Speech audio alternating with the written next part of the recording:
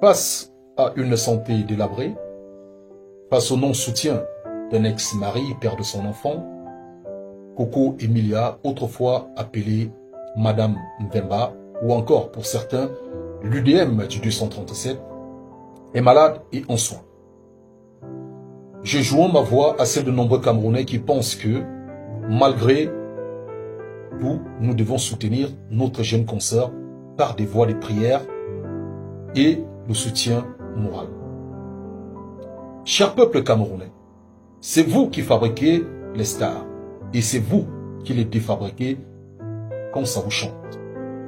Mais en ces termes, j'aimerais avant toute chose envoyer ces paroles à l'endroit de Monsieur Francis Mvemba.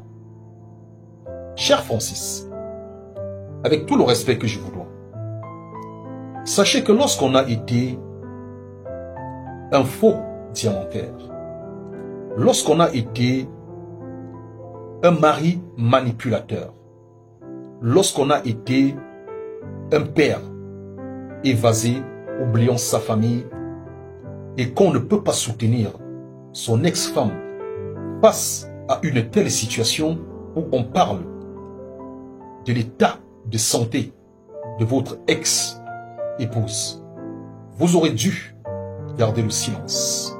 Vous venez de manquer une fois de plus l'occasion de vous taire. Cher peuple camerounais, Coco Emilia est une jeune Camerounaise qui, comme tous les jeunes, font des erreurs. Et parfois, des erreurs peuvent être fatales. Mais devons-nous l'abandonner? Je ne pense pas. Regardez-vous dans le miroir et posez-vous une question. Si j'étais Coco en ce moment, qu'est-ce que j'attendrais des miens? Sachant qu'elle a une petite fille qui aura besoin d'elle tout au long de sa vie. Nous devons unir nos forces et prier pour notre sœur. Peu importe, je dis bien, peu importe ce qu'elle a fait. Et une fois qu'elle aura retrouvé sa santé, nous pourrions dire, si tu as fait du mal à quelqu'un, va présenter des excuses à ces personnes.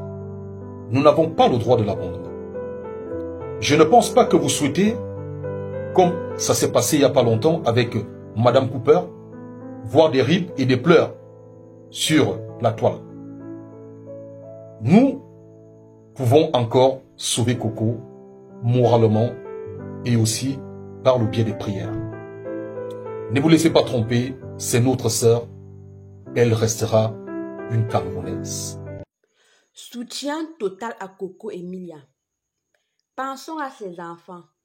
Prions pour elle. Que tout un chacun puisse mettre son nom dans vos sujets de prière. C'est ça qui est le plus important actuellement. Et pensez également à son enfant, sa petite fille qui n'est pas près d'elle pour le moment. Ses deux enfants au fait. Personne n'est parfait. Personne. Donc les critiques actuellement ne servent à rien. Lorsque vous critiquez même, ça arrive dans les oreilles de sa famille. Comment sa famille se sent en regardant la malade qui n'est pas bien? Moi, je demande que personne, les gens qui sont en train de critiquer actuellement, c'est pour quelle raison? C'est pour quelle raison? Vous avez compris que quelqu'un ne se sent pas bien. Ça sert à quoi actuellement de crier sur elle? Moi, je ne trouve pas ça juste. La seule chose actuellement, ce n'est que la prière. C'est ça. C'est ça qu'elle a besoin. Tout le reste là n'a pas de sens. La personne qui veut parler attend après sa guérison. Parce que maintenant, parler d'une personne qui ne peut pas répondre, ça ne sert à rien. Attirer la reine pour un malade, ça n'a pas de sens. Moi, je pense que les gens, juste la prière, demandons juste la prière, ça ne sert plus à rien des vidéos bizarres à tort et à travers. Ça n'a pas sa place actuellement. Ça n'a pas sa place, malgré qu'elle soit une personnalité publique, qu'on doit toujours parler d'elle. Mais même si les gens veulent parler d'elle, actuellement parler, prier juste pour elle, donner juste les paroles de motivation, de soutien. Il faut juste envoyer les ondes positives vers elle. C'est ça qu'elle doit recevoir actuellement. et que son nom soit partout, à gauche, à droite, les critiques. Ce n'est pas ça. Pensez surtout à ses enfants.